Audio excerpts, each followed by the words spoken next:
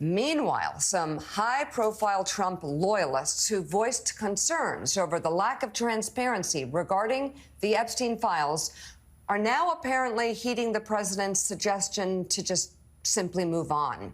At the Turning Point USA Student Action Summit, in Florida on Friday. Like the ones that were screaming all weekend? Well, this is it. Here's Charlie Kirk leading the charge. They're really upset. Yes.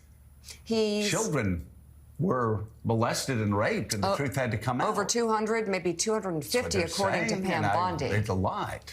Well, here's Charlie Kirk talking about the administration's handling of the matter rather critically. Take a look. Make some noise if you care about the Jeffrey Epstein scandal. Raise your hand if it matters a lot to you. Raise your hand. So every hand of 7,000 people. Everybody cares. A lot. I said a lot. Every hand. That's a lot. But now he says he is, quote, done with the matter. Honestly, I'm done talking about Epstein for the time being. I'm going to trust my friends in the administration. I'm going to trust my friends in the government to do what needs to be done, solve it, balls in their hands. I've said plenty this last weekend. Balls in their hand. Fox so News you host trust them. Okay. Laura Ingraham was also on stage at that Florida summit where she polled the audience about the topic. How many of you are satisfied? You can clap. Satisfied with the results of the Epstein investigation? Clap.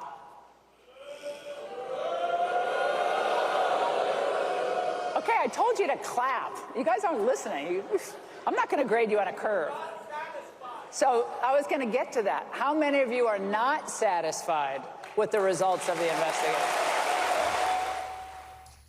And then yesterday, she scolded other conservative influencers for discussing the matter. Take a look.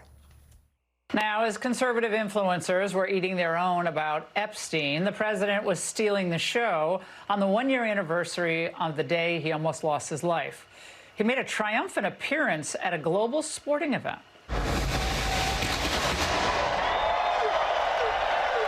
Meanwhile, Democrats keep shooting in their own goal, stumbling from one embarrassment to the next. You know, sometimes you get it wrong. Hey, as I've said here on this show, I get it wrong every day. Sometimes you make mistakes. You read something wrong. Most notably last year, after spending a lot of time with Joe Biden, I talked about Biden at his best. I got it wrong. Sometimes you change your mind and you see some facts, the facts change, you change your mind with those facts. That happens.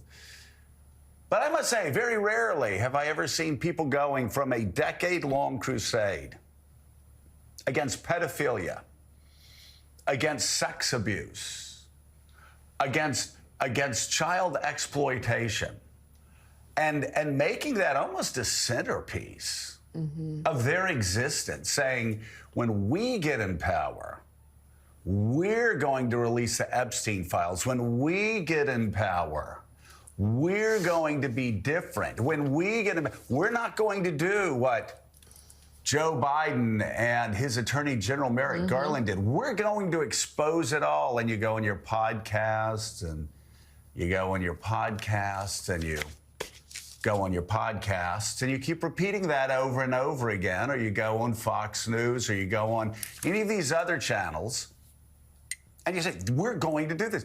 And then you have a weekend conference in Florida where everybody's enraged. What Charlie Kirk said, 7,500 people outraged by this. The truth must come out. And then the next day, magic pixie dust is sprinkled over all of the podcasters, and voila, this moral crisis of a decade long about little children getting raped by the richest and the most powerful men in the world goes away. No flight logs. I don't need the flight logs. They're saying I don't need the flight logs. They're saying we don't need the list. They're saying all the things that we've said before, everything we've said over the past decade about Hollywood stars and lefties and Democratic politicians. Never mind. Never mind. Done with it. Let me say, I was asking these questions, I think, before most of these people were, back in 2017, 2018, going, why is this Epstein guy walking around?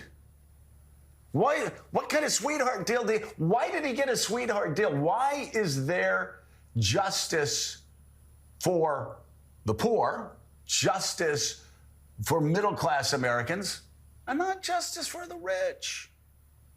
It's a good question to ask. And yet, overnight, suddenly they go from a decade of rage to saying, I'm going to trust the government. I know what I said about the JFK conspiracy theories. I know what I said about the Jeffrey Epstein conspiracy theories.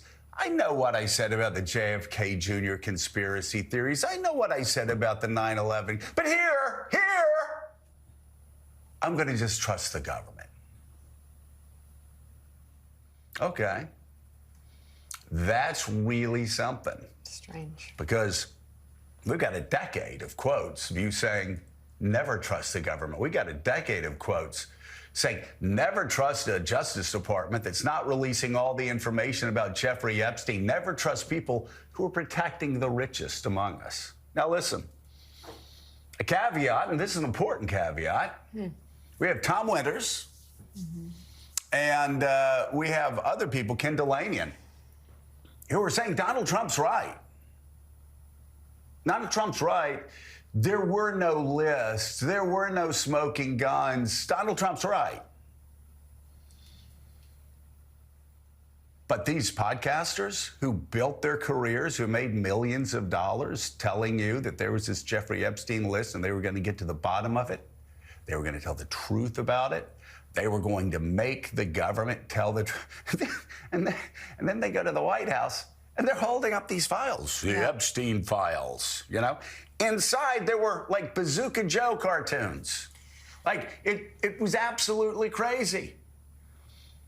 And then the Attorney General gets on TV, this is the worst thing I've ever seen in my life. That's disgusting what these people did, and we're going to release it all.